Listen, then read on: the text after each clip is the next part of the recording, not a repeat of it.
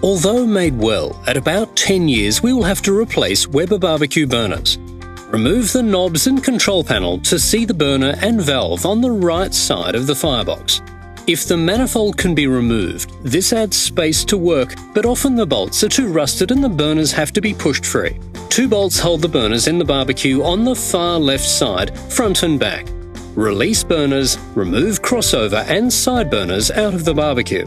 The air shutter will not fit through the holes in the barbecue, so slide the burners to the right to exit and enter the barbecue box. Insert new burners from the outside the same way.